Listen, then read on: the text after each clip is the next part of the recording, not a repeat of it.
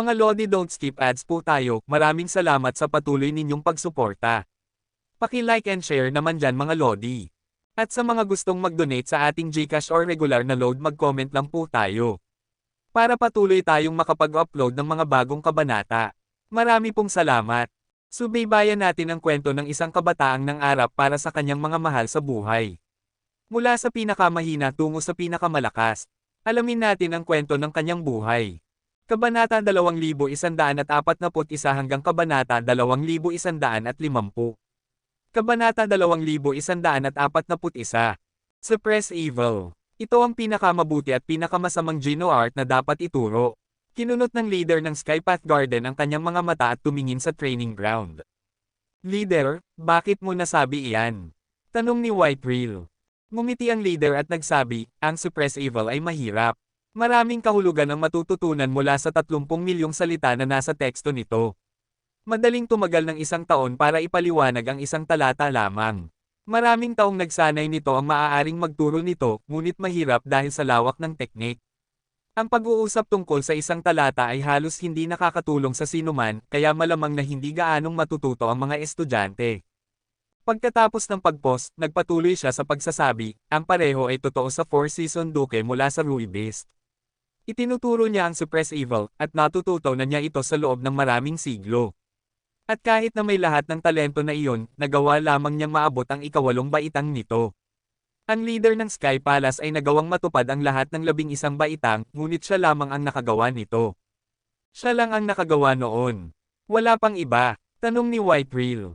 May iba pang nakagawa nito, ngunit kakaunti sila. Bukod sa leader, may isa pang sumikop sa unang upuan ng elder. Matagal na siyang wala, bagaman. Walang nakakaalam kung buhay pa ba siya, sabi ng leader. Si Thousand Feather Crane at ang magkapatid na yon, nang marinig na napilitang magturo si Hansen ng Suppress Evil, ay nag-alala. Kani-kanina lang ay pinaalalahanan nila si Hansen na huwag gawin ito, dahil karaniwan ng itinuturo ito ni Four Seasons Duke. Nagtuturo siya tungkol sa Suppress Evil bawat buwan, at ayon sa kanyang schedule, naroon siya muli sa pagtuturo kinabukasan.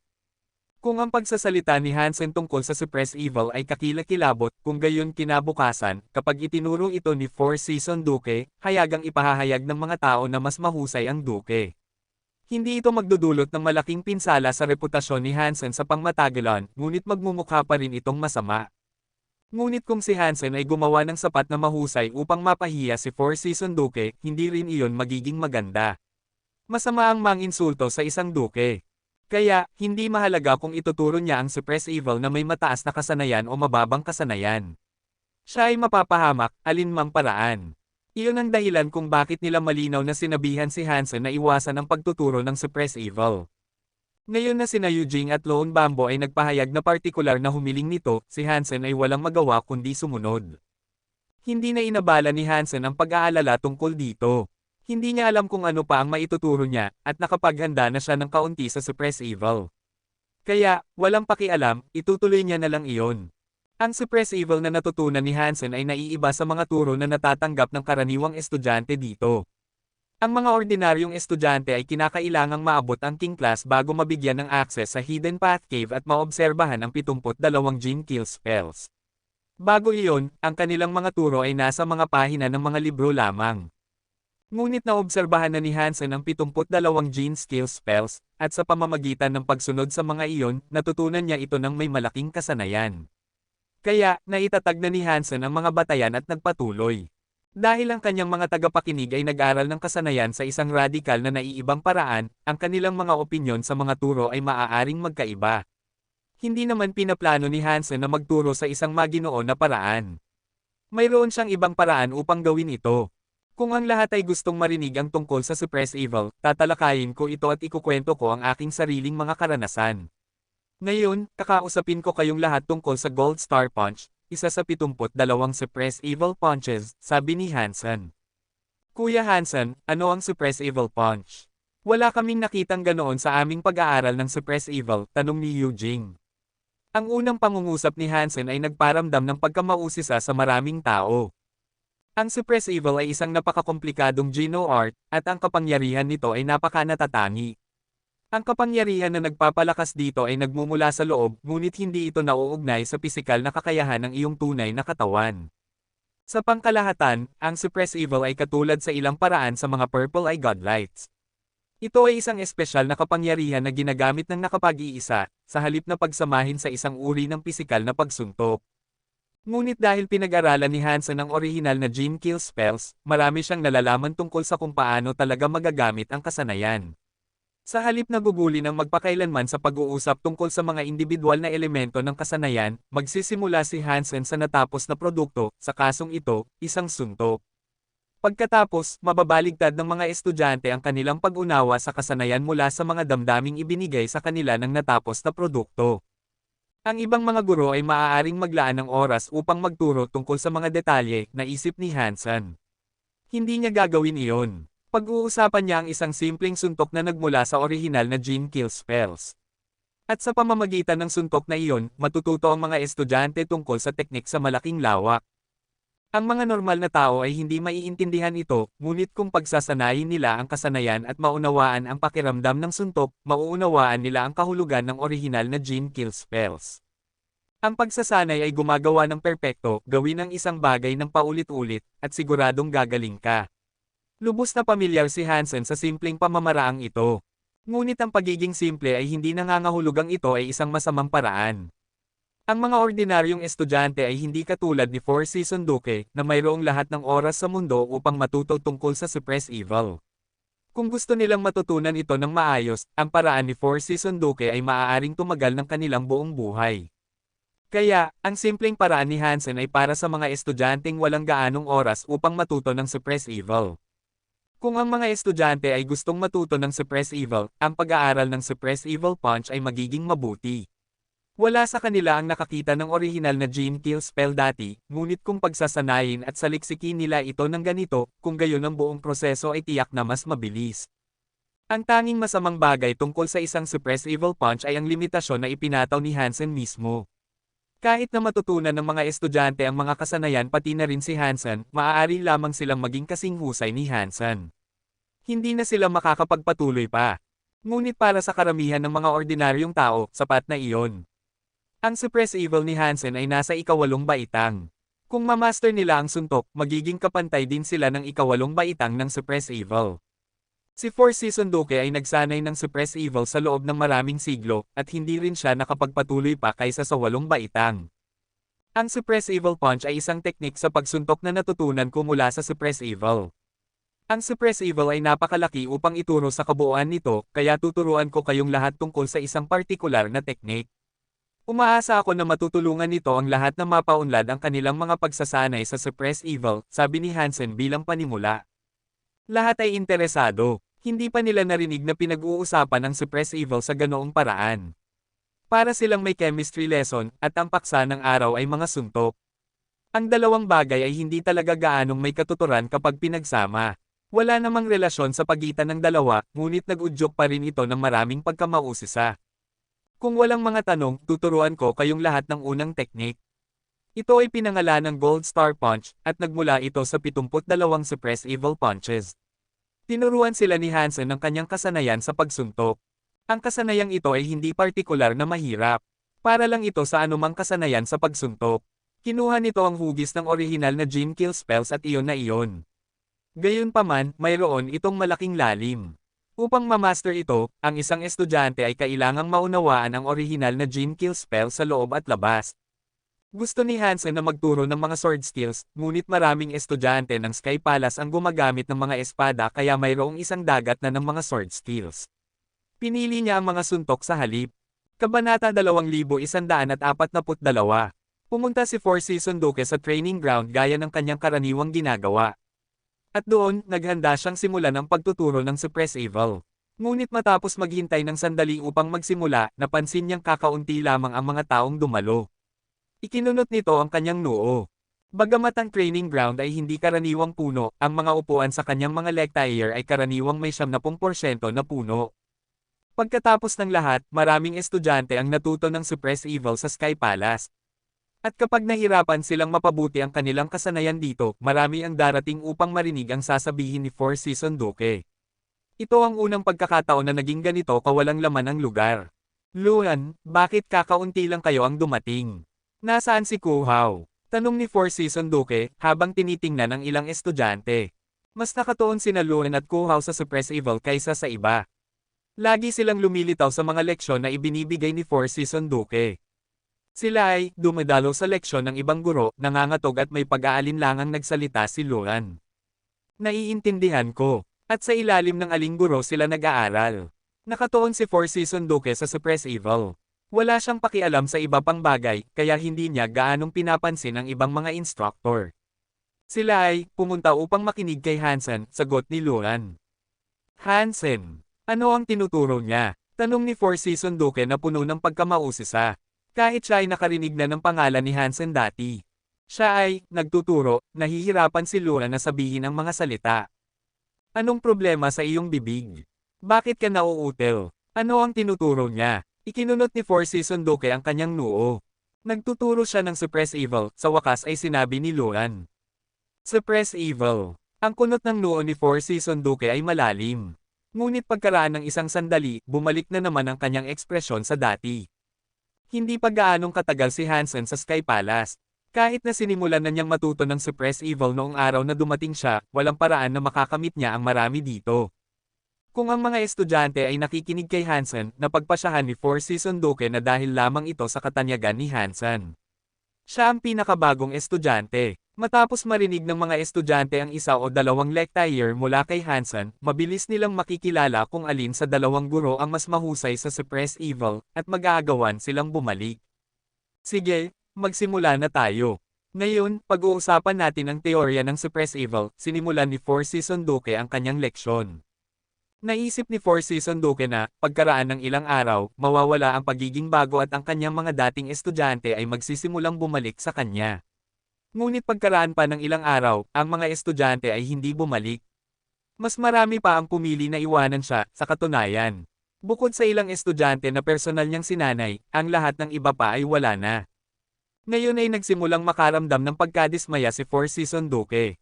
Ilang estudyante na lamang ang nasa harap ng entablado ngayon, kaya hindi niya maiwasang kunutan ang noo at sabihin, hindi ako magtuturo ngayon. Makinig tayo kay Hansen at tingnan kung ano ang umaakit sa lahat sa kanyang mga lecture. Umalis si Four Seasons Duque sa entablado at tumungo sa lecture ni Hansen. Sumunod sina Luan at ang iba pa. Hindi nagtagal, dumating si Four Seasons Duque sa training ground ni Hansen. Nang pumasok siya sa loob, lumingon si Four Seasons Duque upang tanungin si Luan, totoong pinag-uusapan niya ba ang Suppress Evil? Hindi nakakagulat na kailangan itong itanong ni Four Seasons Duque. Sa mga training ground, ang lahat ay nakabukas ang kanilang mga manggas. Mukhang nagsasanay sila ng mga suntok. Para kay Four Seasons Duque, mukhang nagtuturo si Hansen ng simpleng kasanayan sa pagsuntok. Nahirapan siyang paniwalaan na ang tinuturo ay talagang Suppress Evil. Nagtuturo siya ng Suppress Evil. Sinabi ni Hansen na ito ay isang Suppress Evil punch. Matututunan mo ang kasanayan kung matutunan mo ang suntok, paliwanag ni Luan. Ang dami namang kalokohan. Anong kinalaman ng isang matigas na suntok sa Suppress Evil? Ikinunot ni Four Seasons Duque ang kanyang noo. Hindi naman siya isang padalos-dalos na tao, kaya wala siyang ginawa.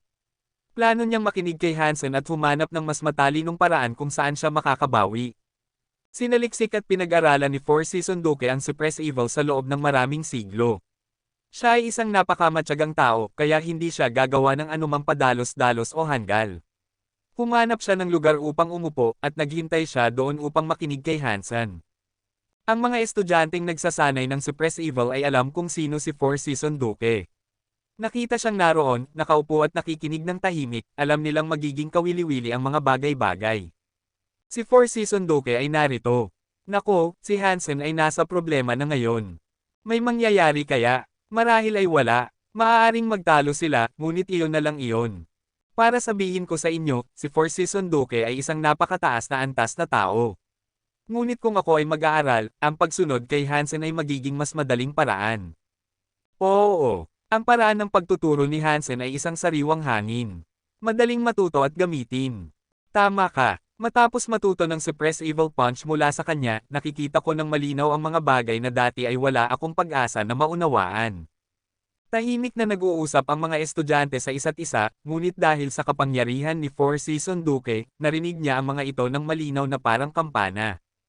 Mas kinunutin pa niya ang kanyang noo kaysa dati, at nagtaka siya sa kanyang sarili, maaari bang ang pagsasanay ng isang suntok ay talagang makakonekta sa Suppress Evil. Pagkaraan ng ilang minuto, dumating si Hansen at sinimulan ang kanyang leksyon. Hindi alam ni Hansen na naroon si Four Season Duke. Naging komportable na siya sa mga leksyon at sa mga taong dumalo, kaya hindi niya tinitignan ang bawat taong dumating upang makinig.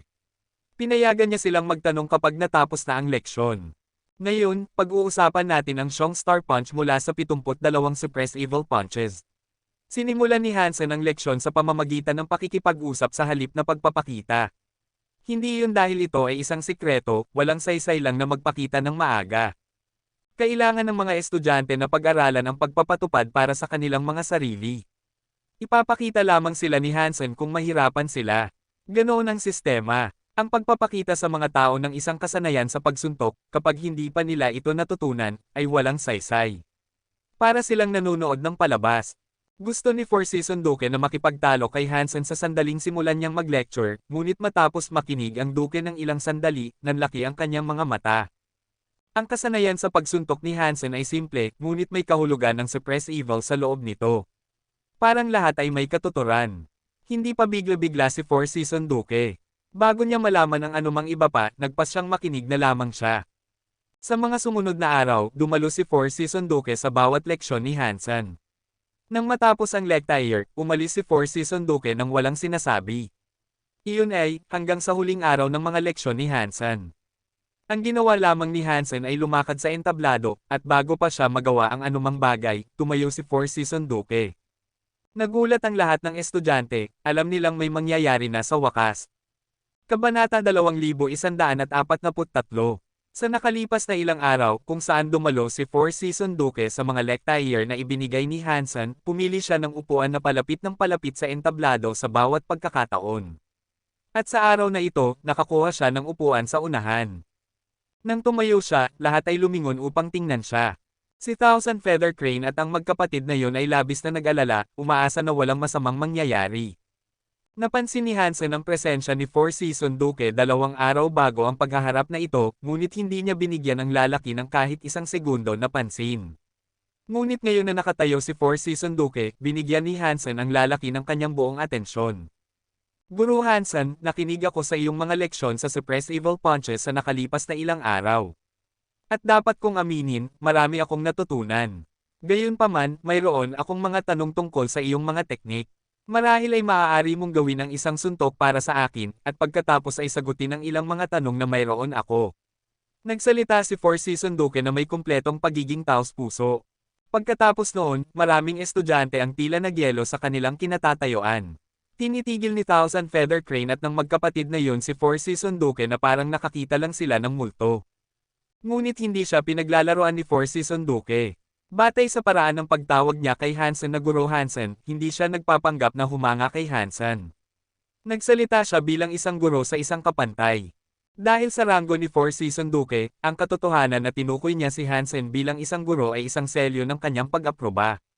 Ito ay upang ipakita na mayroon siyang paggalang kay Hansen. Dahil siya ay isang duke habang si Hansen ay isang marquis pa lamang, maaari niya lang sanang tawagin si Hansen sa kanyang buong pangalan at hindi sa titulo. Marami sa mga estudyante ng Sky Palace na nakakita kay Four Season Duke na nagtanong ng taos-puso ay naisip na nananaginip sila. Gamit ang ranggo at katanyagan ni Four Season Duke, kahanga-hanga para sa kanya na humiling kay Hansen. Matapos umalis si Four Season Duke sa mga lecture ni Hansen araw-araw, sinimulan niyang magsanay nang umuwi siya. Siya ay isang profesional sa Suppress Evil, at mas marami siyang alam tungkol sa kasanayan kaysa sa mga ordinaryong tao. Dahil doon, mas nakita niya ang kakanyahan ng Suppress Evil Punches. Pagkatapos ng ilang araw ng masigasig na pananaliksik, marami siyang natutunan na hindi niya napansin dati. At iyon ang nagdulot sa kanya na humanga kay Hansen. Dahil ito ang huling araw ng mga leksyon ni Hansen, hindi niya mapigilan ang sarili na humiling kay Hansen na gawin mismo ang suntok. Gusto niyang malaman ang mga damdaming maaaring makuha mula sa pagganap ni Hansen ng isang Suppress Evil Punch. Hindi siya masisisi ng mga tao sa pagnanais na malaman ito, syempre. Siya ay isang duke. Hindi siya makakapunta sa Hidden Path Cave upang tingnan ang 72 orihinal na Gene Kill spells. Kung magagawa niyang maunawaan ang mga damdamin ng mga kill spells mula sa isang Suppress Evil Punch, magiging maganda ito para sa kanyang sariling pagsasanay at karagdagang pag-unlad. Masyado kang magalang. Kung interesado ka sa aking mga kakayahan, gagawin ko ang mga ito para sa iyo. Kung maaari akong mapabuti, mangyaring payuhan mo ako sa kung ano ang maaari kong gawin upang mapabuti ang aking sarili. Plano naman ni Hansen na ipakita ang suntok sa huling araw. Sa ganitong paraan, makakagawa rin siya ng pabor kay Four Season Duke. Natutuwa si Four Season Duke na marinig ito, kaya sinabi niya, hindi. Gusto ko lang matuto mula sa iyo. Wala akong ibang motibo.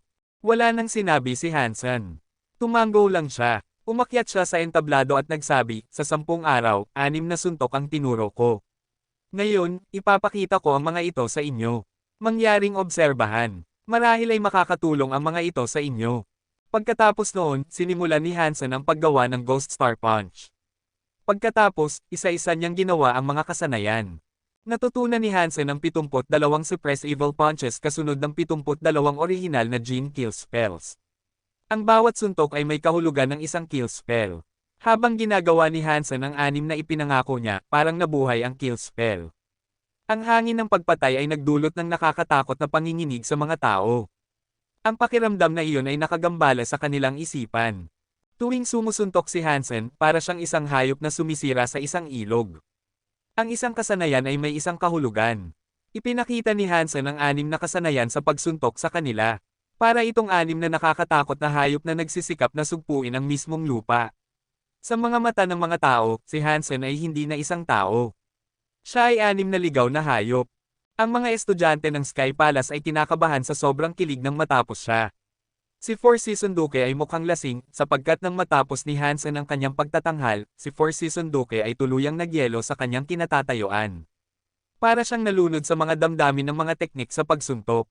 Kaya iyon pala ang 6 na teknik sa pagsuntok ni Guro Hansen. Tiyak na nailigtas ako noon ng 60 taon ng pagsasanay.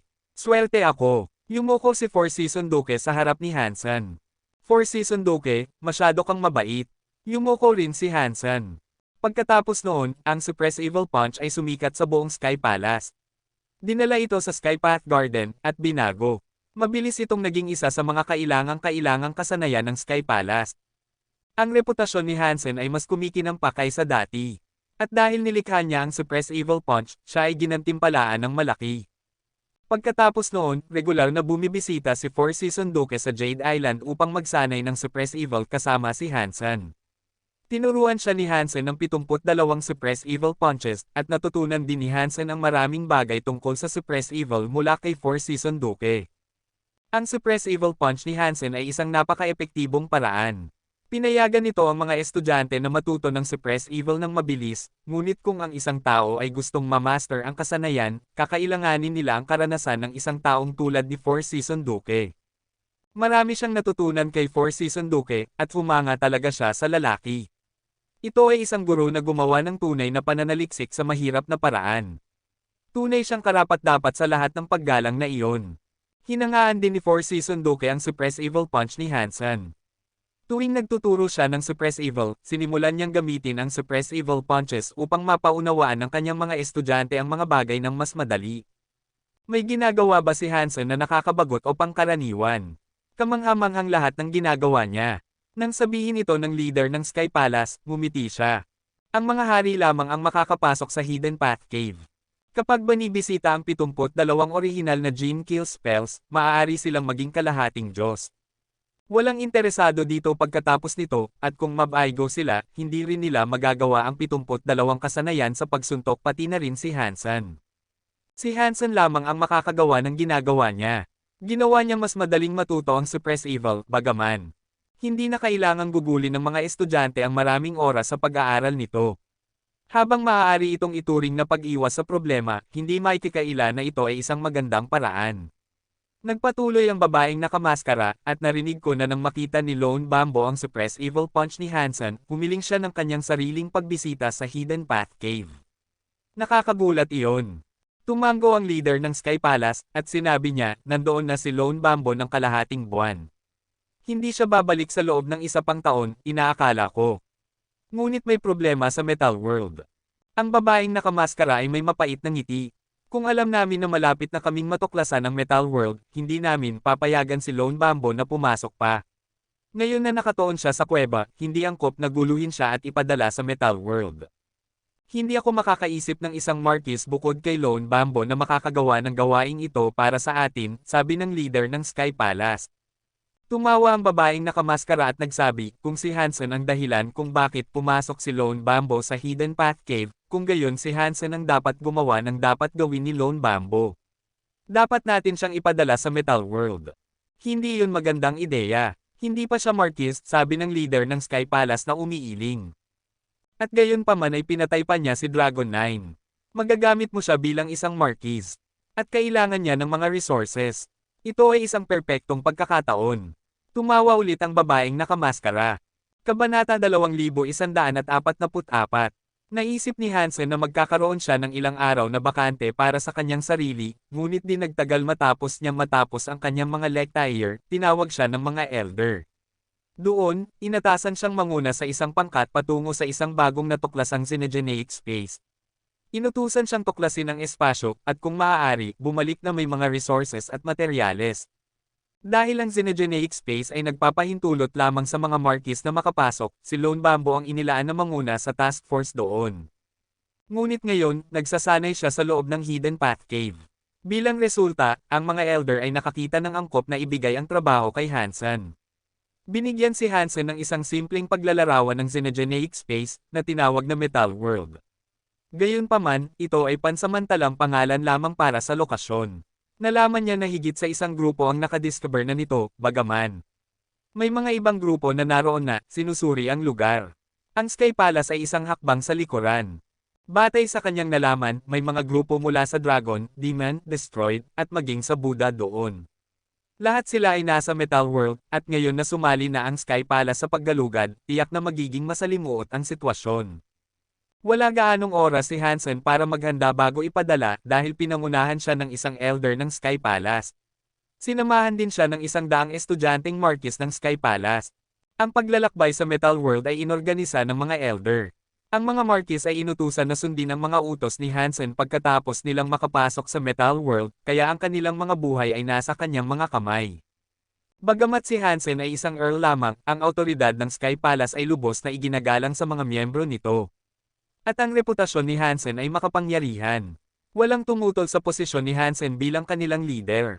Bago pumasok sa Metal World, binigyan ng elder si Hansen ng maraming impormasyon tungkol sa mga estudyanteng Marquis na kanyang pamumunuan. Ang ilan sa kanila ay minarkahan dahil mayroon silang natatanging kapangyarihan na magiging mahalaga para sa paglalakbay sa unahan. Pinangunahan ni Hansen ang 100 Sky Palace Marquises patungo sa Metal World. Ang Xenogeneic space na iyon ay isang planeta, at isang kakaibang kapangyarihan ang nagmumula rito. Ang kapangyarihan na iyon ay nagbabawal sa pagpasok ng anumang nilalang o nilalang na nasa itaas ng antas ng Marquis. Ang pinaka-nakakatakot na bagay sa lahat ng ito ay ang planeta ay may napaka-espesyal na magnetic property. Ang mga bagay na metal ay masisipsip sa planeta, kaya ang mga kasangkapan na yari sa metal ay hindi magagamit sa paligid ng planeta. Dahil dito, ang mga airships ay hindi makalalapit sa planeta. Nang matingnan ang planeta mula sa labas, tila ito ay lubos na nababalutan ng mga ligaw na magnetic storms. Ang buong planeta ay natatakpan ng isang ipo-ipo ng mga ulap ng kulog. Nang si Hansen at ang iba pa ay tumagos sa mga ulap, isang napakakulay na planeta ang sumalubong sa kanilang paningin. Ngunit nang makalapit na sila upang makita ang lahat, mabilis nilang naunawaan kung bakit binigyan ng lugar ng titulong Metal World. Ang mga bundok at kapatagan doon ay pawang metal. Ang pagtingin sa mga anyong lupa na yari sa metal ay medyo kakaiba, ngunit ang talagang kakaibang bagay ay ang metal-ikong kalikasan ng lahat ng hayop at halaman. Ang lahat sa ibabaw ng planeta ay metal, at ito ay isang napakasurel na bagay na masaksihan. Kuya Yuya, saan tayo magsisimula ng ating paghahanap? Magalang na tanong ni Hansen, habang tinitingnan ang estudyanteng Marquis. Si Yuya ay isang lubos na iginagalang na Marquis ng Sky Palace. Pangalawa kay Lone Bambo, siya ang pinakamalakas sa mga kasama ni Hansen. Lagi rin siyang nasa unahan ng paggalugad sa mga bagong Xenogeneic spaces para sa Sky Palace. Marami siyang karanasan sa ganitong uri ng mga pagsisikap. Tiningnan ni Yuya ang ibabaw ng planeta, pagkatapos ay nagsalita kay Hansen. Hindi natin alam kung saan nagtayo ng operasyon ang ibang mga lahi, ngunit tiyak na nakita nila tayo nang dumating tayo. Kaya, ang paggalugad sa planeta ay hindi ang ating pangunahing layunin.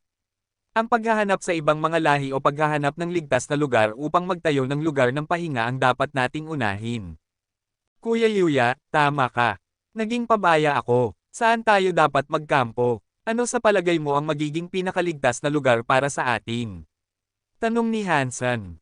Nang makita na interesado talaga si Hansen sa mga opinyon ng iba, itinuro ni Yuya ang isang markis kay Hansen. Maaaring gusto mong tanungin si Kuya Yuni. Magaling siya sa ganitong uri ng bagay.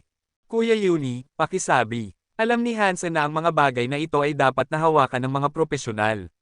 Maaaring ipinadala siya ng Sky Palace doon upang manguna, ngunit ang pamumuno ay nangangahulugan ng paggamit ng kanyang mga puwersa ng epektibo, hindi ang paggawa ng lahat ng bagay sa kanyang sarili na parang isang bayani. Trabaho niya na malaman ang mga lakas ng kanyang koponan at gamitin ang mga ito ng maayos. Maraming hindi alam na mga kadahilanan tungkol sa Metal World. Makakatakas siya kung mahirapan siya, ngunit hindi siya makakabalik na may 100 marquises na patay. At ang ibang mga grupo ay magiging mapanganib. Tiyak na nakagawa sila ng mga bitag at pag-aabang. Ang kaaway ay naroon na ng ilang sandali, at binigyan sila ng pagkakataon na matuto tungkol sa Synergenic Space. Maaaring gamitin nila ang kanilang kalamangan upang lokohin ang grupo ni Hansen. Habang nagsimula na ang trabaho ng koponan ni Hansen, mabilis niyang nalaman na maraming henyo sa Sky Palace. Napakagaling nila sa lahat ng bagay, at mabilis silang nagtayo ng kampo sa Metal World at nagsimulang galugarin ang nakapaligid na lugar. Nagtayo rin sila ng sistema ng alarma at mga emergency contingencies para sa lahat ng uri ng sitwasyon. Ngunit ang pinakanakapagulat kay Hansen ay ang dedikasyon ng kanyang koponan. Sinaliksik at kinatalog nila ang lahat sa loob ng 100 milya. Bukod sa ilang mga metal na hayop at halaman, gayunpaman, walang bakas ng Xenogeneics. Hindi rin nila nakita ang alinman sa mga markis na ipinadala ng ibang mga lahi. Walang siklo ng araw at gabi sa planeta, at ang kapaligiran ay hindi gaanong kaibigan sa buhay. Ngunit ang koponan ng Sky Palace ay pawang mga markis, kaya ang isang mahirap na kapaligiran ay hindi sila mapabagsak. Ang mga magnetic storm sa langit ay patuloy na nagngangalit. Ang asul na kidlat ay patuloy na kumikislap sa kalangitan, na nagbibigay liwanag sa ibabaw ng planeta ng mas mahusay kaysa sa isang normal na araw. Si Hansen, Yuya, at ang ibang mga markis ay nag-uusap tungkol sa pagpapalawak ng kanilang paggalugad nang biglang magbago ang kulay ng magnetic storm. Ang asul na magnetic storm ay naging isang magandang kulay rosas. Dong! Dong! Dong! Dong! Bigla, isang malakas na ingay ang nagsimulang tumunog sa kanilang mga tainga. Ang metal na kagubatan na malapit ay nagsimulang manginig na parang may lindol. Hindi nagtagal, isang 10 metrong metal na rhino ang lumitaw mula sa metal na kagubatan, at hindi ito nag-iisa. Marami pang sumunod, at hindi nagtagal, 1,000 sa kanila ang sumugod mula sa mga puno. Papunta sila sa isang ilog na malapit na mukhang Mercury. Natutuwa si Hansen na nakinig siya kay Yuni at iniiwasan ang pagtatayo ng kampo malapit sa ilog. Kung ginawa nila iyon, ang mga rhino ay maaaring sumugod sa kanila.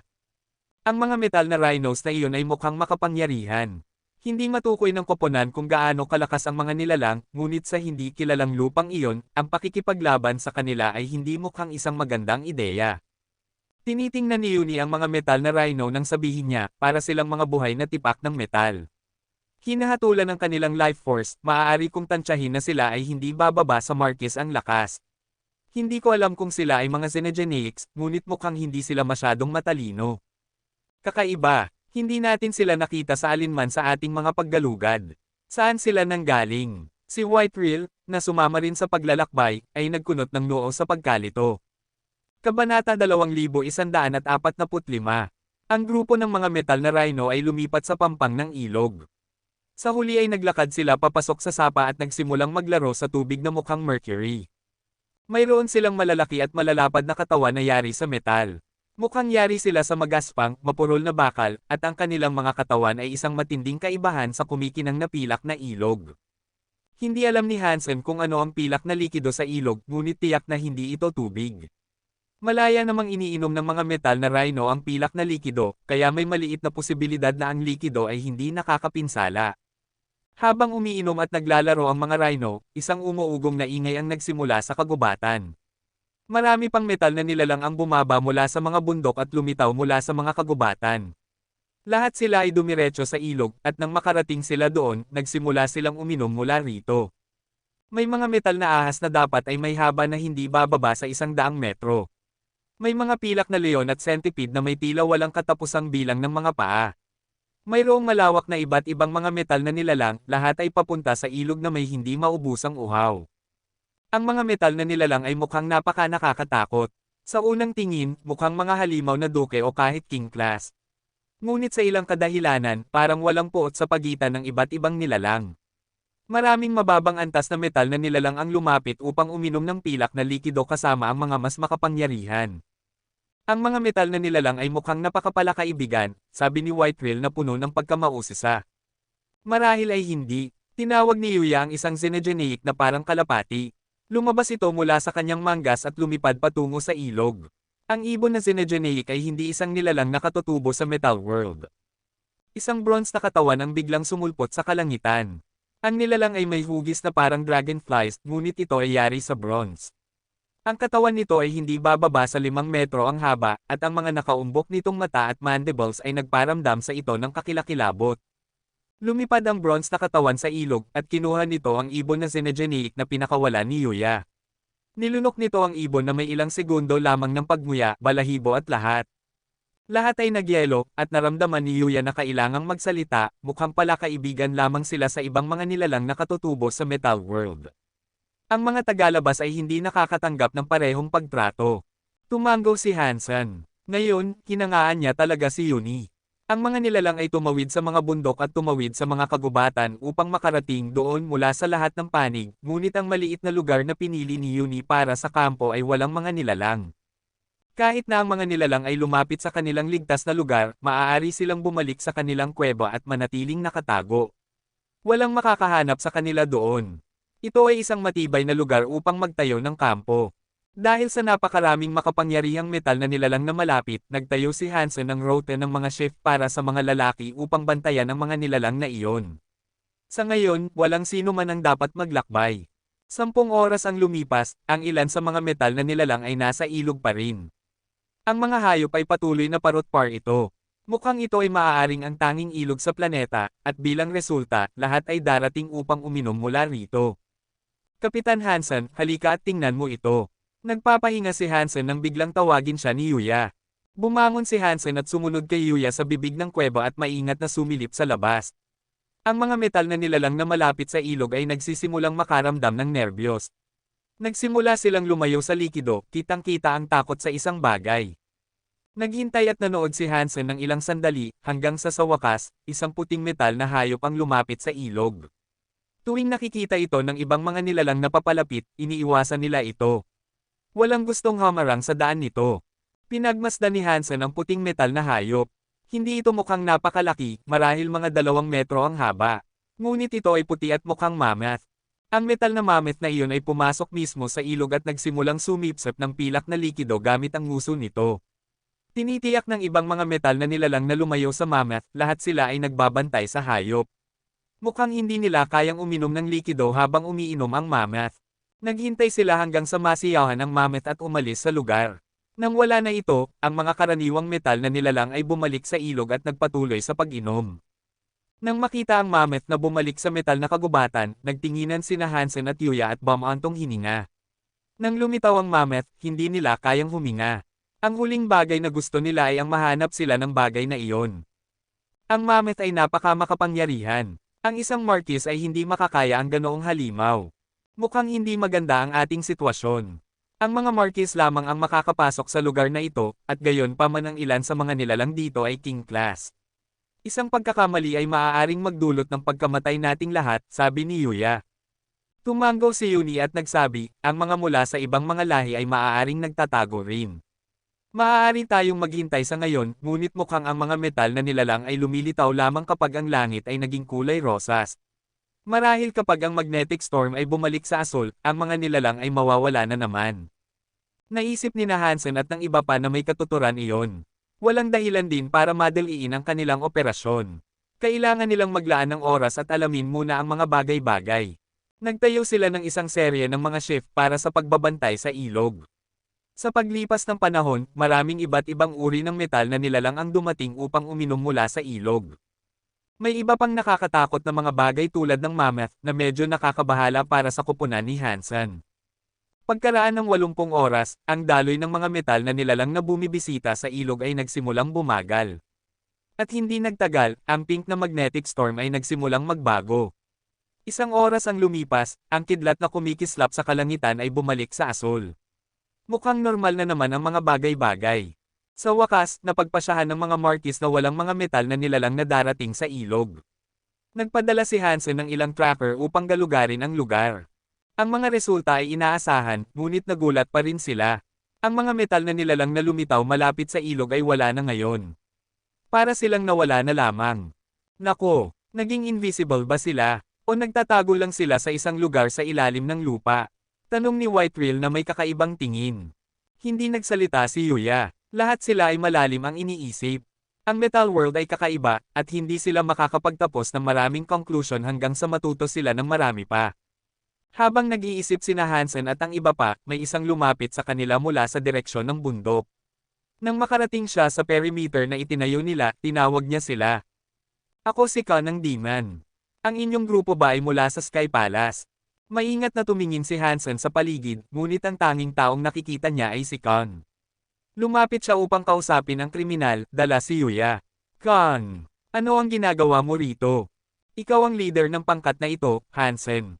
Mahusay. Dahil magkaibigan na tayo, makikipagtulungan tayo. Tumawa si Khan. Hindi ko maalala na nakipagtulungan tayo, malamig na sagot ni Hansen. Para sabihin ko sa iyo, hindi ko rin maalala na naging malapit tayo. Ngunit ngayon, ang Dragon, Buddha, at Destroyed ay nagtutulungan. Kung hindi tayo magbubuo ng isang uri ng alyansa, maaari nilang salakayin tayo sa mapanganib na lugar na ito. Habang nagsasalita, yumuko ang mga balikat ni Khan. Bakit ko paniniwalaan ka? Hindi gumalaw si Hansen. Dumating kami rito bago pa kayo. Sa tingin ko interesado ka sa impormasyon na taglay ko. Ngumiti si Khan. Kabanata 2146. Pinapasok ni Hansen si Khan sa kampo para makapagpatuloy sila sa kanilang pag-uusap.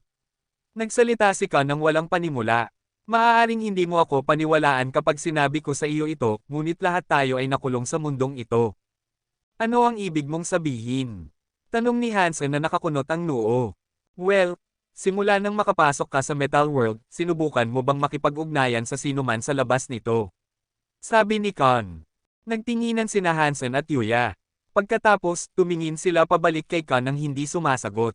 Bumantong hininga si Khan at nagsabi, mabuti na lang at hindi mo ginawa. Ipinapayo ko na huwag mo itong subukan. 2 Demon Marquises ang sumubok na umalis, ngunit namatay sila sa paggawa nito. Ang parehong bagay ang nangyari sa ilan sa mga Buddha, Dragon, at Destroyed. Walang makakaalis sa planetang ito. Kung hindi mo ako paniniwalaan, maaari mong subukan na umalis. Ngunit huwag mo akong sisihin sa hindi pagbabala sa iyo. Paano pinapatay ang mga umaalis? Tanong ni Yuni. Nahulog sila hanggang sa kamatayan, sabi ni Khan, ang kanyang boses ay maikli. Nahulog hanggang sa kamatayan. Nagkunot ng noo sina Hansen at ang iba pa. Naglaro ka na ba ng rubber band? Habang mas hinihila mo, mas malakas ang pagtama nito kapag pinakawalan. Kapag pumasok ka sa planetang ito, ang iyong katawan ay nakatali sa mga alituntunin nito. Kung lumipad ka sa itaas ng ibabaw, mararamdaman mo ang isang puwersa na nagsisikap na hilahin ka pababa. Ngunit habang mas mataas ang lipad mo, mas lumalakas ito. Sa huli, kahit ang pinakamalakas ay ibabalik sa kanilang kapahamakan, sabi ni Khan. Hindi ba ang inilalarawan mo ay gravity lang? Bakit mo kailangang gawing napakakomplikado? Sabi ni Whiterill. Umiling si Khan. Hindi ito gravity. Ang gravity ay humihina habang mas lumalayo ka sa isang planeta, ngunit ang puwersang ito ay lumalakas sa distansya. At kapag nalampasan na ng planeta ang iyong paglaban at hinaila ka pabalik, tatama ka sa lupa sa mga bilis na hindi mapaniwalaan.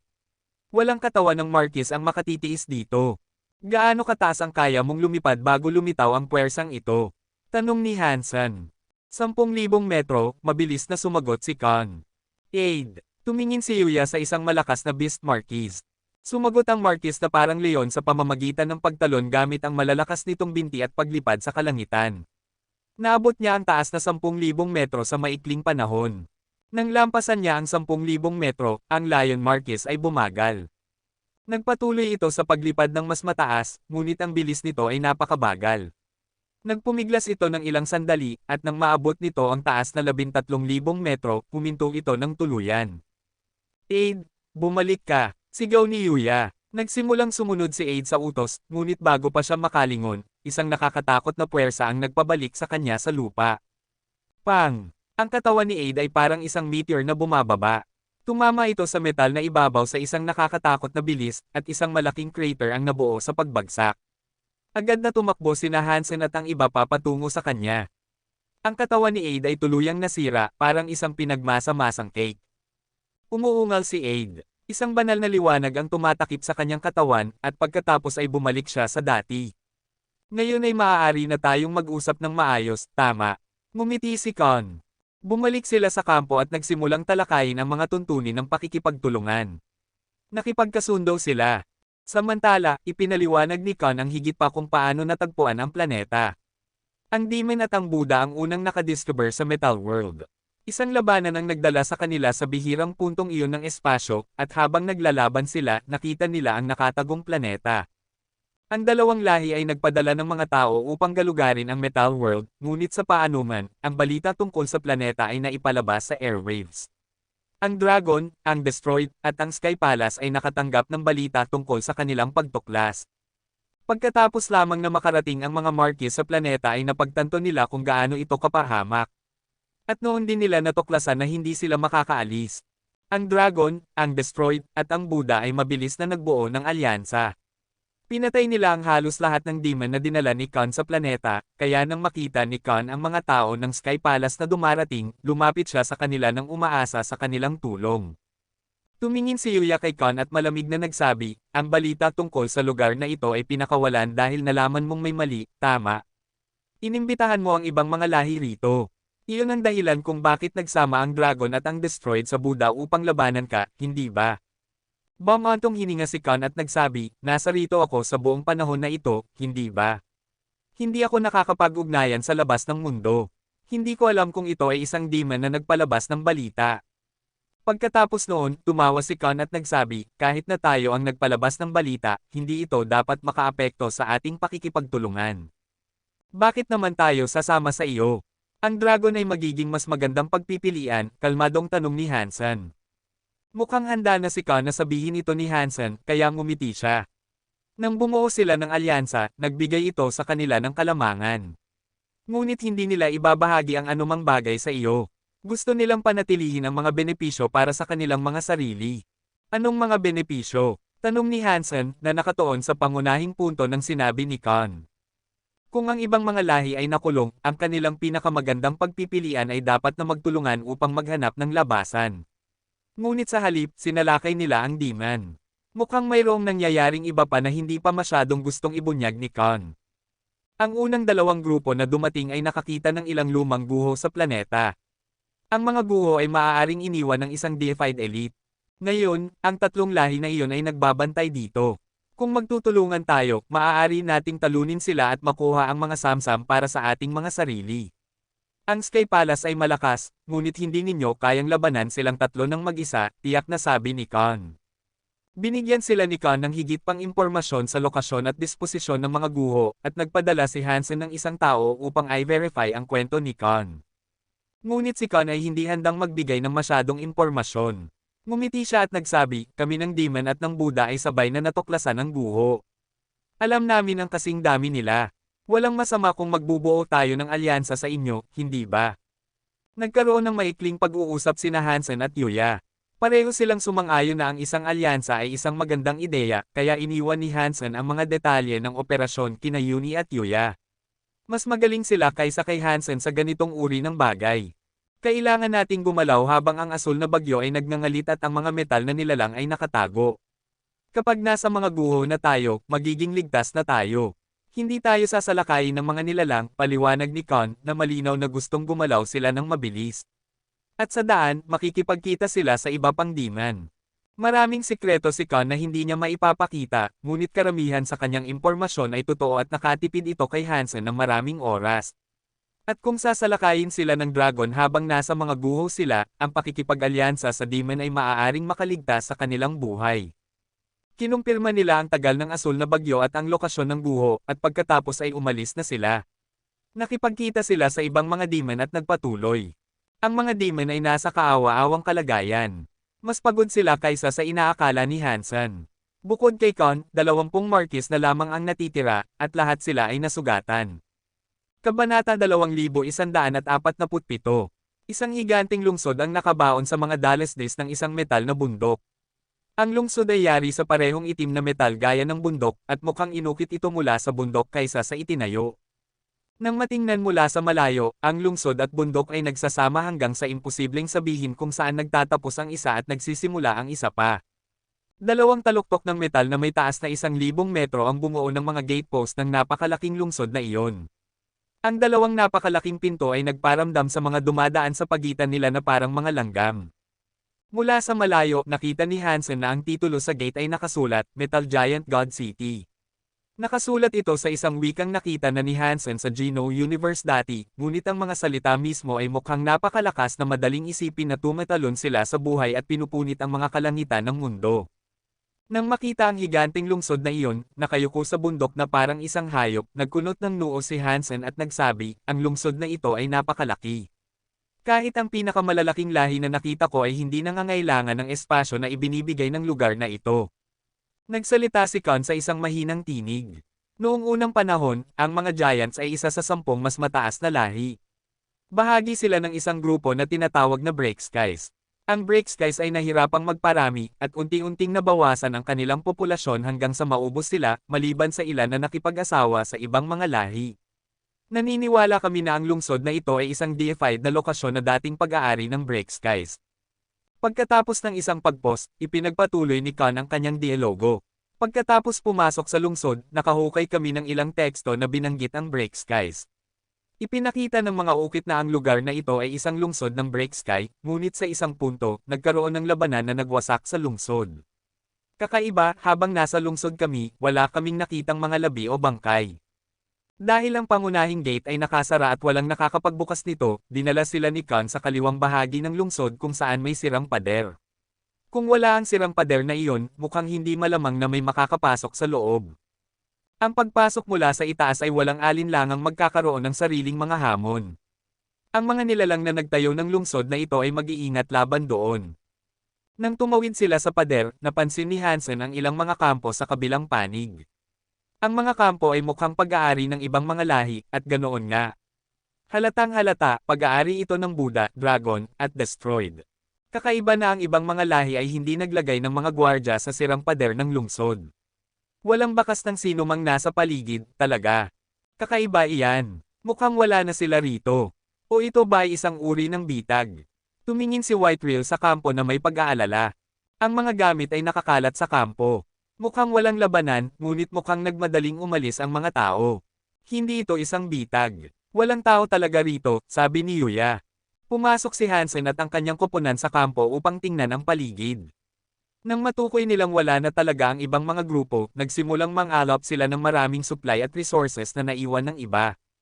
Ang mga hindi nasisiyahang camper ay nag-iwan ng maraming Geno fluid sa kanilang kampo. Mukhang nagmadali talaga silang umalis. Hindi nila dinala ang Geno fluid. Tumingin si Hansen kay Con. Naintindihan ni Con si Hansen, at tahimik niyang sinabi, nang unang dumating ang demon dito sa ilalim ng asul na bagyo, nakita namin ang dragon. Ngunit nawala na sila nang matapos ang pulang bagyo. Marahil ay may nakita silang malaki, at masyadong excited sila para mag-empake at pumunta sa mas malalim na bahagi ng mga guho. Napakaganda kung ano kaya ang nagpabilis sa kanilang pag-alis sa kampo. Marahil hindi dahil may natuklasan sila. Marahil ay may mali, at anumang nangyari ay pinilit silang tumakas, sabi ni Yuya. Posible. Ngunit wala tayong nakitang mga palatandaan ng labanan, bulong ni Con, malalim ang iniisip. Pagkatapos, bigla siyang huminto. Hindi lang si Con. Lahat sa grupo ay namutla habang tumingin sila pabalik sa labas ng lungsod. Maraming pulang mata ang lumulutang sa mga kalangitan sa labas ng lungsod. Ang mga mata ay papalapit habang nanonood sila, na nagpapakita ng mga bronze, dragonflies-like na katawan ng mga nilalang na lumilipad sa hangin. 5 silang metro ang haba at isang umuugong na tunog ang sumama sa kanilang paglipad na nagpatindig ng balahibo kay Hansen. Napakarami nila na ang pulutong ay tila walang hanggan. At papunta na sila sa sirang pader. Ano ang nangyayari? Ito ang panahon ng mga asol na bagyo. Bakit lilito ang mga metal na sinegeneate na nilalang sa ganitong oras? Tumingin si Yuya kay Kon. Hindi ko alam. Hindi pa natin nakikita ang mga metal na sinegeneate sa ilalim ng asol na bagyo. At kahit nasa pulang bagyo, hindi nila nilapitan ang lungsod. Hindi ito maganda, tumakas na tayo. Sigaw ni Kon. Pagkatapos, dinala niya ang demon ng mas malalim sa mga guho. Nagtinginan sina Hansen at Yuya. Dinala rin nila ang mga tao ng Sky Palace sa mga guho. Ang mga dragonflies na iyon ay kasing lakas ng mga Marquis, at ang kanilang bilang ay napakarami. Maaaring malabanan sila, marahil, ngunit hindi nang walang babayaran. Magiging marumi ito. Ang Sky Palace at ang Demon Marquises ay nagtungo sa kanlungan ng mga guho ng magkasama. Si Kon ang nangunguna, at sumigaw siya habang tumatakbo, may palasyo sa unahan. Maaari tayong magtago doon. Nakita na ni Hansen ang gusaling tinutukoy niya. Ang palasyo ay parang bundok mismo. Napakalaki nito na naisip ni Hansen na kahit ang mga bulag ay marahil ay makakakita nito. Ngunit ang mga gate ng palasyo ay nakasara, at hindi niya alam kung mabubuksan nila ito. Nakarating na ako rito dati. May puwang sa pader ng palasyo. Maaari tayong dumaan, makapasok, at harangan ang pasukan. Ang isang bottleneck na tulad nito ay magiging mas madaling ipagtanggol, sabi ni Kon, at pagkatapos ay tumakbo sa kabilang panig ng palasyo. Si Hansen ay walang emosyon sa lahat ng ito, ngunit pinangunahan niya ang mga estudyante ng Sky Palace pagkatapos ni Kon. Sa unahan, nakakita siya ng isang higanteng kuweba. Hugis ito ng kamao, at mukhang sinuntok ito sa metal na pader. Ngunit ang mga metal na sinegeneix ay mabilis na paparating. Ang mga grupo ay walang oras upang mag-atubili habang dumudulas sila sa pader. Hinailan ni Hansen at Yuya ang mga huling tao sa palasyo nang magsimulang lumipad ang mga dragonfly metal sinegeneix patungo sa kanila. Ang mga Marquis na nagbabantay sa pasukan ng kuweba ay pinakawalan ng kanilang mga godlights, pinatay ang dalawang pinakamalapit na metal sinegeneix. Pagkatapos ay tinawag ng isang Demon Marquis ang isang higanteng kalasag upang harangan ang pasukan. Paulit-ulit na bumangga ang mga metal na sinegeneix sa kalasag, ngunit kahit anong gawin nila, hindi sila makakadaan. Mabilis na tumingin si Hansen sa paligid ng palasyo na napasukan nila. Mukhang isang uri ng silid ito, ngunit bago pa niya ito masuri ng lubusan, ang kanyang atensyon ay naakit sa mga bangkay na nakahiga sa sahig. Ang mga bangkay ay parehong dragons at Buddhist, at mukhang namatay sila ng kakilakilabot. Ang kanilang mga kaliskis at balat ay nahubad sa kanilang mga katawan, ngunit kakaiba, ang kanilang laman ay buo. Ngunit may dugo sa lahat ng dako. Ang tanawin ay nagdulot ng kakilakilabot na panginginig sa mga grupo.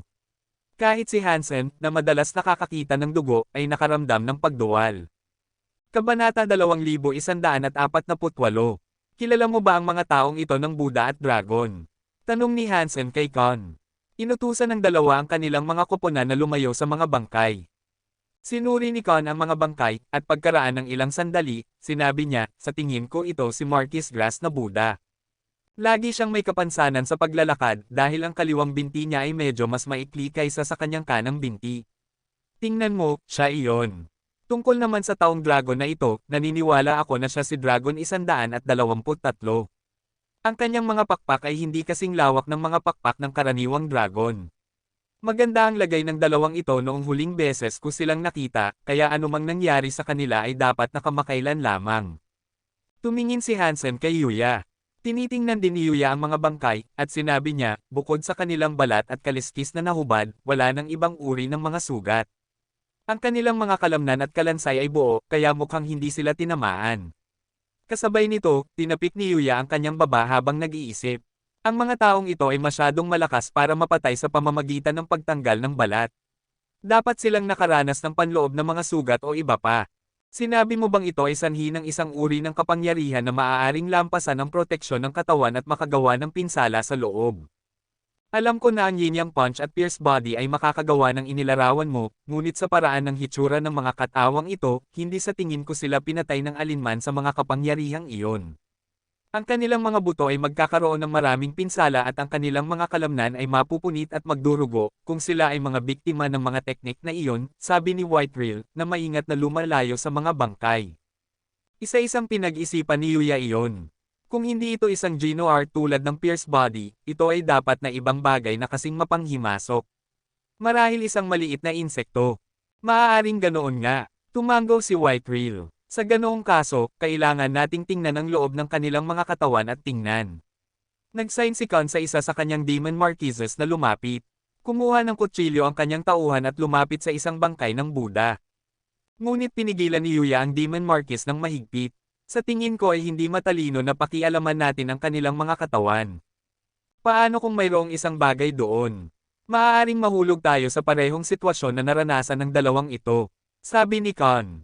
Kung may isang bagay sa loob nila, kung gayon mukhang hindi ito mapanganib hanggat nananatili ito sa loob ng mga bangkay. Kung puputulan natin ang isang katawan at palalayain ito, maaaring masama ang mangyari sa atin.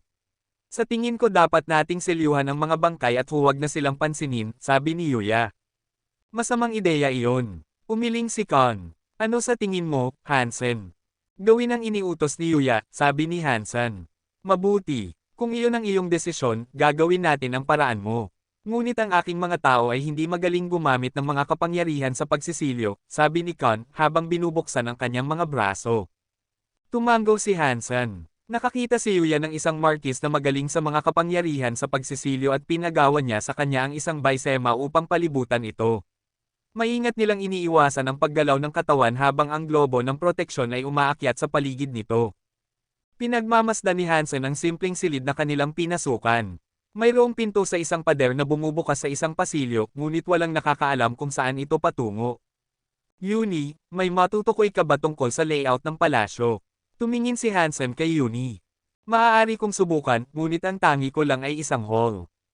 Hindi ito gaanong marami. Kailangan kong mas maayos na makita ang lugar bago ko ito mamap, sabi ni Yuni. Yuya, ikaw at ang ilan sa iba pa ay dapat magbantay sa lugar na ito. Maglilibot ako kasama si Yuni, sinabi ni Hansen kay Yuya.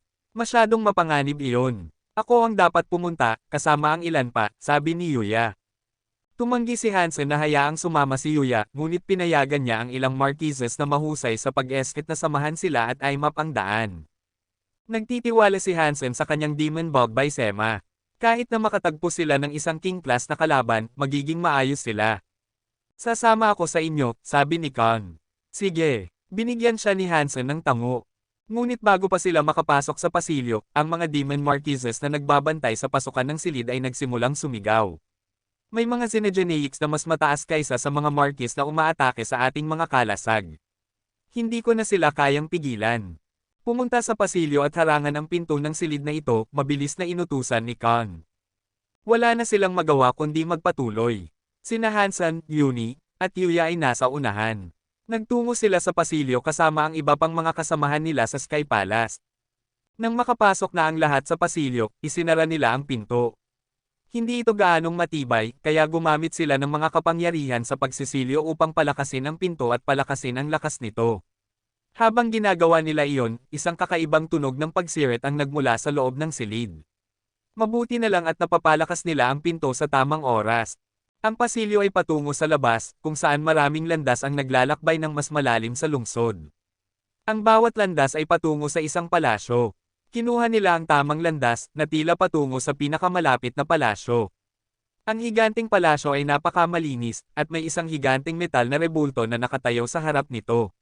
Mukhang naglalarawan ito ng isang tunay na giant, ngunit sa paanuman ay medyo naiiba ang hitsura nito. Nang makarating sila sa loob ng gusali, natagpuan nila ang mga bangkay ng napakaraming dragon at Buddhas. Kakaiba ito. Akala ko may alyansa sa pagitan ng tatlong lahi dito. Bakit ang mga bangkay lamang ng dragon at Buddha ang nakikita natin?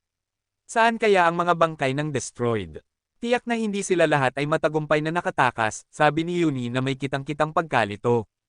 Kakaiba nga, tumanggaw si Khan na sumasang-ayon. Naglakad-lakad siya sa gusali bago huminto malapit sa isang rebulto. Tumingin si Hansen sa rebulto at nakaramdam ng isang pakiramdam ng takot.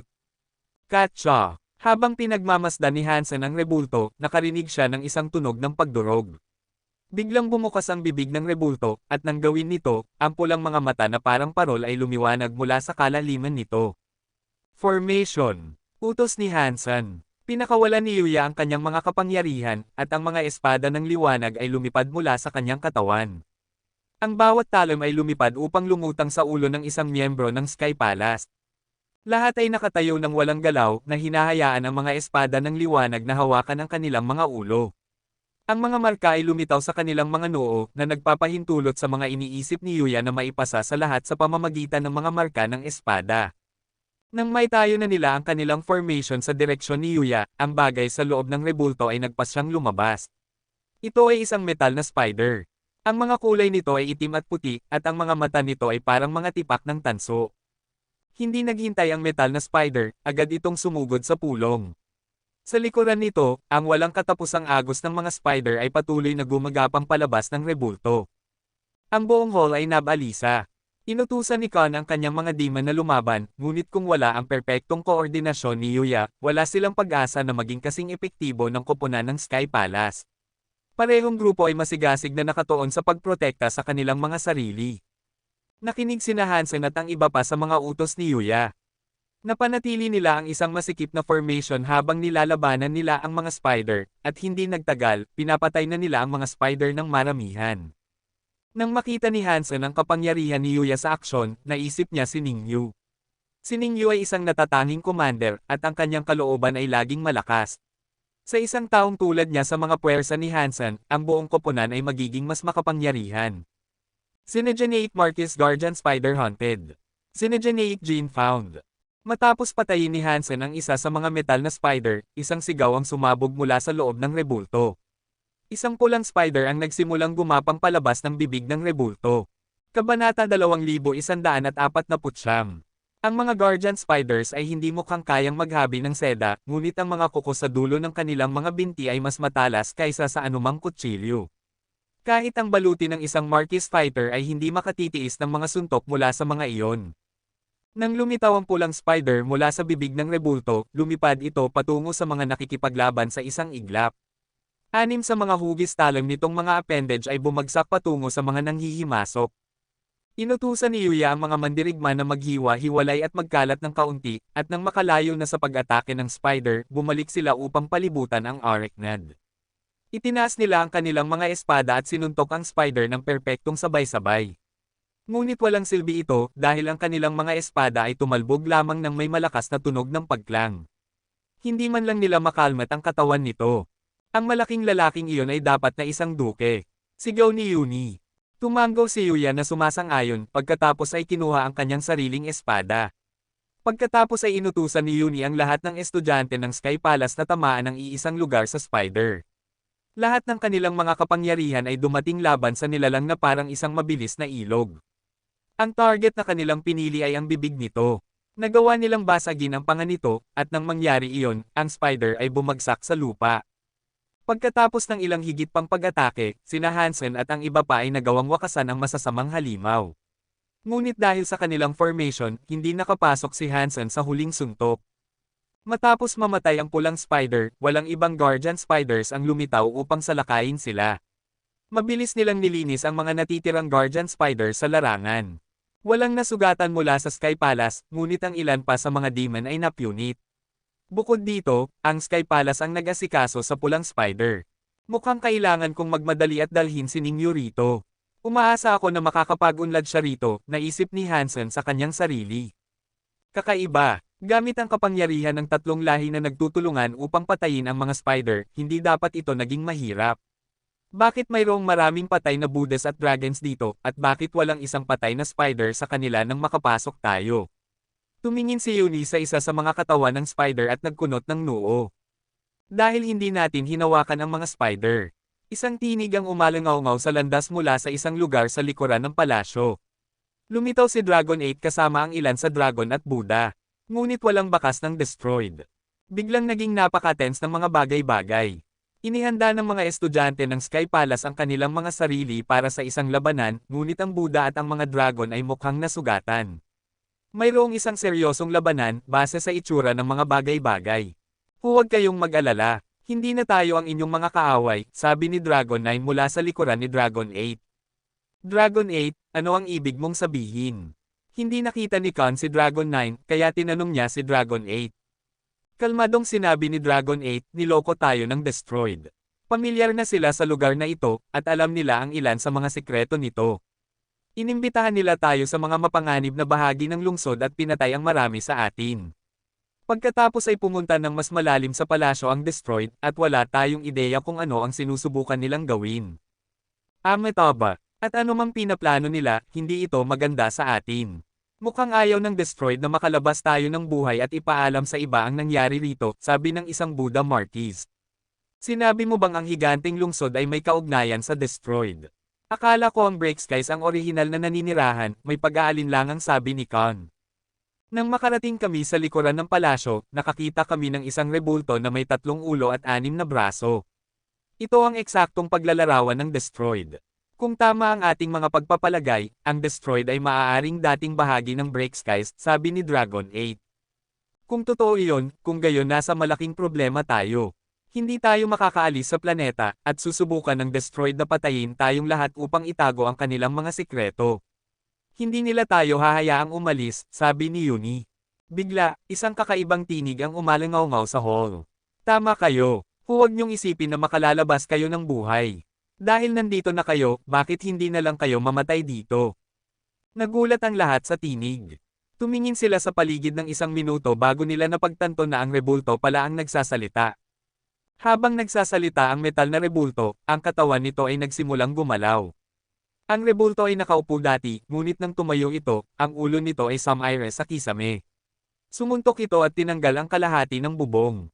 Nang makita ang higanteng kamao na patuloy na bumababa patungo sa kanila, lahat ay gumalaw upang umiwas. Ngunit ang kamao ay hindi ang tunay na banta, nang masira ang bubong sa itaas nila, ang mga dragonflies looking Xenogenics ay nagsipagpulupot sa pamamagitan ng butas. Ang buong lugar ay nahulog sa kaguluhan. Sumuntok pa ang metal na rebulto ng ilang beses, at ang palasyo ay halos tuluyang nawasak. Sinubukan ni Hansen at ng iba pa na pagputol-putulin ang metal na rebulto, ngunit ang mga pag-atake ay halos hindi ito nakakamot. Nagpasyang umatras sila mula sa palasyo sa pamamagitan ng mga bitek na nabuo.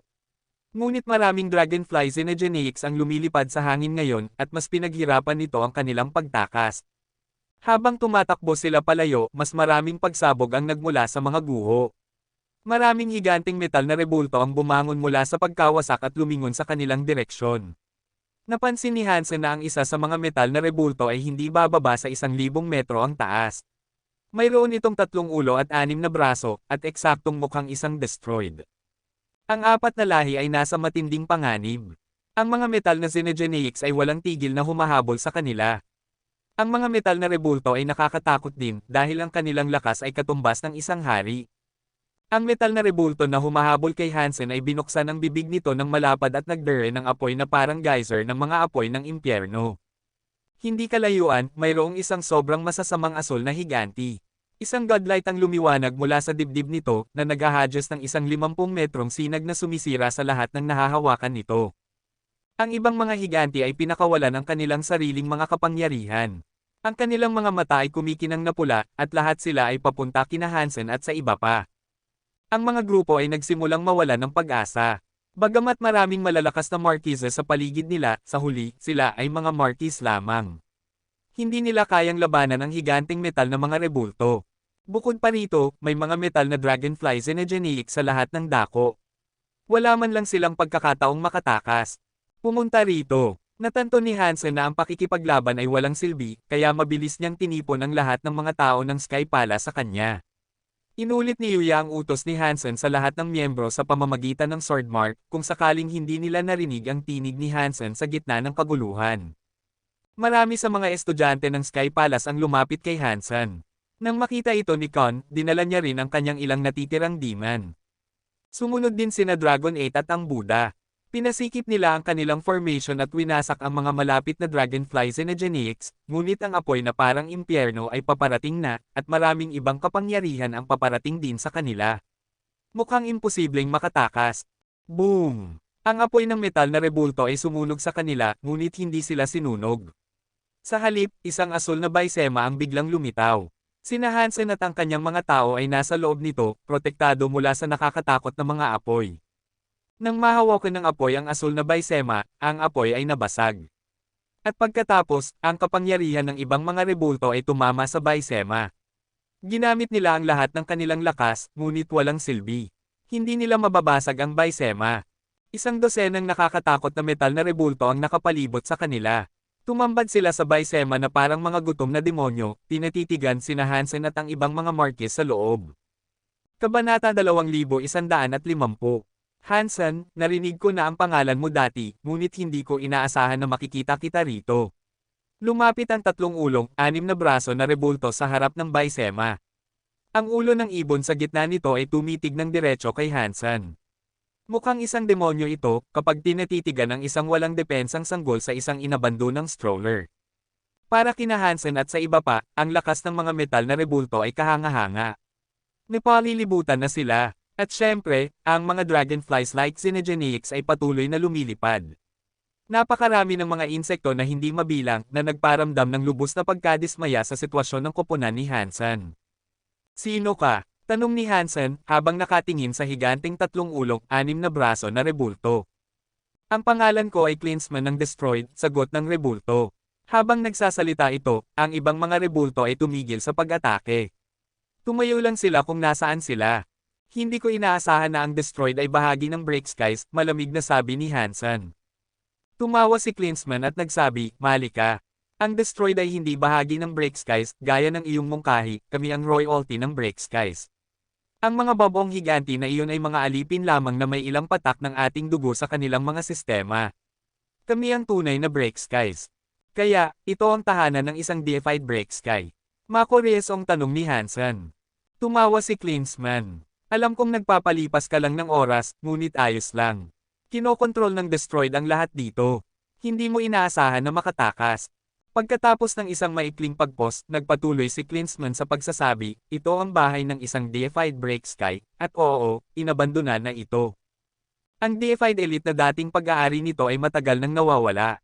Ngunit ang mga Break Sky dolls na iniwan niya ay sapat na para maangkin natin ang buong metal world para sa ating mga sarili.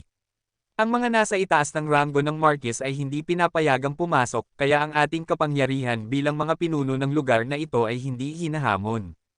Ang lugar na ito ay magiging pangunahing xenogeneic space ng Destroyed. At tungkol sa inyong lugar dito, pinahihit ni Klinsmann ang kanyang metal na ulo ng ibon upang titigan ang bawat isa sa kanila. Kung ang inyong mga tao ay handang sumuko, sasalubungin kayo ng Destroyed bilang mga miyembro ng lipunan ng Metal World. Klinsmann, natatakot akong hindi ko gaanong ibinahagi ang iyong optimismo, mapag-isip na sabi ni Hansen. Ano ang ibig mong sabihin? Ang mukha ng babae, ang mukha sa kanan ng ulo ng ibon, ay lumingon patungo sa kanya. Tumingin si Hansen sa paligid at nagsabi, narinig ko na bago kayo dumating sa lungsod na ito, ang lugar na ito ay naging lugar na ng isang labanan. Ano naman? Siyempre may labanan dati. Kung hindi, bakit ito magiging isang guho? Sabi ng babae. Tumawa si Hansen at nagsabi, ang kapangyarihan ng Metal World ay sapat na malakas na ang mga tagalabas ay hindi makakapasok, at ang mga Marquis lamang ang maaaring ipadala upang magsaliksik. Ibig sabihin, ang mga kapangyarihan mula sa labas ay hindi makaaapekto sa lugar na ito. Ngunit kung ganoon, bakit may labanan na sapat na mapanganib upang pilitin ang isang deified elite na iwanan ang lugar na ito? Nagkunot ng noo si Klinsmann. Ang mukha ng lalaki ng rebulto ay nagsalita sa halip. Marahil ay nakapasok ang umaatake sa kapangyarihan ng Metal World at pinilit ang kanyang sarili na makapasok. Ang parehong kapangyarihan na pumihil sa limang sa ating mga elite na makapasok. Kung ang deified elite na iyon ay pinilit ang kanyang paraan sa pagpasok, sa tingin mo ba ay makatatakas ang Break Sky sa isang nilalang na tulad noon? At kahit na tumakbo sila, bakit kukunin ng elite na iyon ang Metal World at hindi magtatag ng isang pangmatagalang pag-angkin sa lugar? Nagpatuloy si Hansen sa pagsasabi. Ano ang ibig mong sabihin? Tanong ulit ng babae. Kung tama ang aking mga pagpapalagay, ang Break Skies ay hindi iniwan ang lugar na ito dahil sa mga kaaway mula sa labas. Ang kanilang pinakamalaking banta ay dapat na nagmula sa planeta mismo. Ano ang sinusubukan mong sabihin? Ang rebulto sa tabi ni Klinsmann ay mukhang naiinis. Tumawa si Hansen at nagsabi, ang kapangyarihan na nagbanta sa Break Skies, kung ito ay nagmula sa planeta, ay nakatuon lamang sa iyo. Hindi ko akalain na nagbanta ito sa sinuman maliban sa Break Skies. Kung ako sa iyo, hindi ako magiging masyadong mayabang. Maaaring iniisip ko ang pagtakas ng malayo hanggat maaari, talaga. Mayroong malaking posibilidad na mapapatay ka bago pa kami. Kalokohan. Kung mayroong isang kapangyarihan na tulad noon, matagal na itong wala. Kung umiiral ito, bakit hindi pa ito lumitaw? Hansen, hinahangaan ko ang iyong katalinuhan. Ayaw kong patayin ka. Binibigyan kita ng huling pag-asa dito. Sumuko ka, at ititigil ko ang aking kalupitan. Ang ulo ng ibon ay ngumiti ng malupit. Wala nang nagsalita si Hansen. Nakatuon lamang siya sa kung paano siya makakaalis sa sitwasyon na kanilang kinaroroonan. Ang mga bagay na sinasabi niya kay Klinsmann ay hindi lahat panloloko. Kung ang kapangyarihan na nagpupunas ng break skies ay tunay na nagmula sa planeta, hindi ito madaling mapapatay. Pagkatapos ng lahat ng taon na lumipas, ang kapangyarihan na iyon ay maaaring umiiral pa rin sa isang lugar. Kung tunay mong hinahanap ang kamatayan, ibibigay ko ang iyong kahilingan. Inutusan ni Klinsmann ang isang dosenang break sky statues na salakayin ng Byserna. Ang mga break sky dolls ay naglunsad ng iba't ibang nakakatakot na kapangyarihan na nagtipon sa Demon Bog Bysema. Nanginginig ang asul na Bysema, at mukhang handa na itong yumuko at masira. Naisip ni Hansen na ang mga bagay ay medyo malubha. Ang bawat break sky doll ay may kapangyarihan ng King Class. Kung paliitin ni Hansen ang Demon Bog Bysema upang protektahan lamang ang kanyang sarili, ang lakas nito ay magiging sapat na upang mapaglabanan ang puwersa ng kanyang mga umaatake. Kahit na 10 kings ang sumalakay sa kanya, hindi nila kayang tumago sa depensa nito. Ngunit ngayon, si Hansen ay may Demon Bog Bysema na nakaunat upang protektahan ang 100 estudyante ng Sky Palace, at ang Demon, Buddha, at Dragon din. Ang depensa ay manipis, at dahil doon, humina ito. Hindi nito sila maprotektahan mula sa patuloy na daloy ng mga pag-atake mula sa 100 dolls. Nang makita ang panginginig ng Bysema, alam nilang lahat na ito ay malapit ng masira. At alam din ni Hansen na kailangan nilang tumakbo. Hindi sila makakapag-stay kung nasaan sila. Kahit na palayasin niya ang Demon, Buddha, at Dragon, ang Demon Bog Bysema ay malamang na hindi sapat upang mapanatiling ligtas ang 100 marquises. Hansen, palabasin mo kami. Marahil ang ilan ay makakaligtas sa ganoong paraan, sigaw ni Dragon 8, alam na ang Bysema ay malapit ng masira. Amitabha, kailangan nating lumaban, sabi ng isang Buddha Marquis. Nagkunot ng noo si Khan. Ang kanyang mukha ay patuloy na kumikislap sa isang ikot ng iba't ibang emosyon. Alam niya na ang kanilang sitwasyon ay malubha. Gusto ni Hansen na magsabi ng isang bagay, ngunit habang magsasalita na siya, ang lupa ay nagsimulang manginig na parang may malaking lindol na nagaganap. At pagkatapos, isang napakalaking sinkhole ang bumukas sa lungsod. Ang ibabaw ng metal ay gumuho, bumagsak sa tila walang ilalim na butas. Ang tunog ng mga pagsabog ay umalangaw-ngaw mula sa butas na nagpapahiwatig na may malaking paparating. Lahat ng break sky dolls ay tumigil sa pag-atake kay Hansen at ibinaling ang kanilang atensyon sa walang ilalim na hukay. Lahat ng Dragonfly Xenogeneics ay lumipad palayo. Lumipad sila ng diretso palabas ng lungsod, nagsisiksikan sa kanilang pagkatakot. Kung mayroong isang kapangyarihan na makakapilit sa deified break sky na iwanan ang planeta, malamang napapatayin nito ang anumang nasa daan nito. Imposible. Tama ako. Ngumiti si Hansen ng mapait. Lahat ng break sky dolls na inutusan ni Klinsmann ay umatras.